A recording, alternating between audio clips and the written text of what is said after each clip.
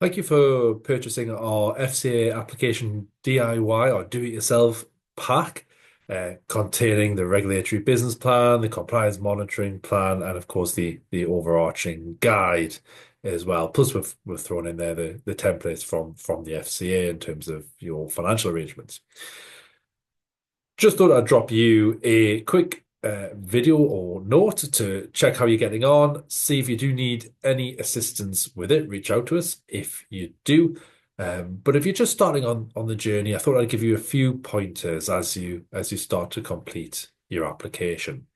Start with the regulatory business plan. That sets out what your business does, gives all that background information that the regulator needs to understand what it is that you're planning on doing and essentially how you're going to do it.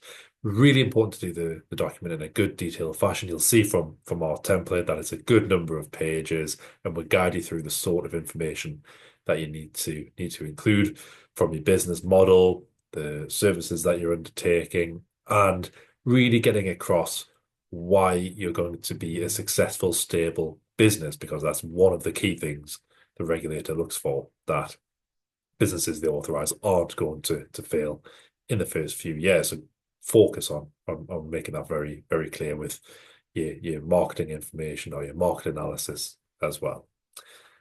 So focus on the firm's viability, but then also focus on the culture of your organization and demonstrate a customer-first culture centered around the consumer duty. So the consumer duty is front and center of everything that the FCA is doing.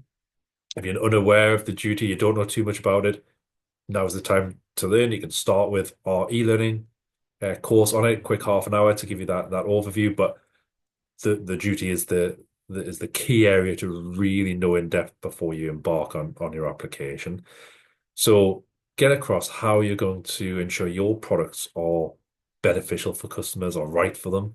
So that's your product governance framework that you'll have to detail in the application or in the business plan. You detail how that product governance framework is going to work in terms of your product approval process, where you identify who your target market is, their characteristics, with not just broad headlines of customers who want credit, but actual detailed analysis of what type of individual they are, what their level of education typically is, whether they have vulnerabilities typically, what their level of experience with financial services is. And then from that, you identify the harms that could apply to those individuals or could be caused by your product or service. You then identify how you're going to mitigate the chance of those harms occurring and how you would help customers through their journey to prevent that from happening, in other words. Once you've done that, you identify what the customer's financial objective is going to be, and you create essentially a distribution strategy. So the policies and procedures needed for your product or service based around the needs of your customers and avoiding those harms and helping them achieve their financial objectives. All that needs to be set out in your regulatory business plan. Make sure you've got good detailed information about your governance structure. So, for example, all that stuff in the consumer duty from the product approval procedures, that needs to be reported and signed off up your governance chain to your senior management, demonstrate how that's going to happen. After the point of approval, you need to keep a check on the outcomes that customers are receiving. Again, what data do you send, where, who reviews it, and who decides actions to improve your business processes on the back of those results from the outcomes monitoring. That needs to be made clear. Focus on other key policies like your vulnerable customer procedures, your complaints handling procedures, any other policies that could help mitigate those key risks you would identify when you're creating your product. That's what the FCA want to see. That is that customer first approach. Everything's centered around the customers, plus there's a level of firm stability in your business plan.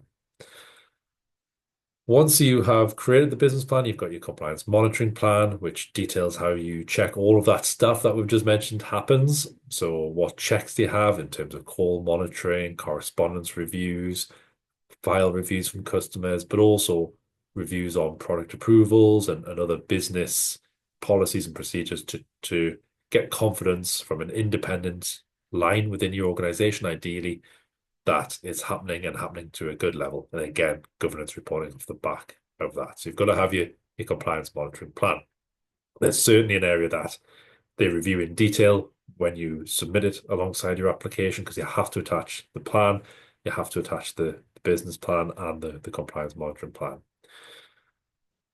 Following that, you've got your SMF applications to do as well, your senior manager function applications, and just reminding you, we have separate support on that in our SMF application pack. So if you do want to grab that and have a little look on our website to support you on that point too. But yes, there's a lot to do. Hopefully the templates, though, provide you with guidance, a structure, and will save you a lot of time. They've certainly been used by us for our applications on behalf of clients multiple times before. So we know they generally are okay for the FCA. But if you do have any questions or need anything, just drop us a note and we're happy to help.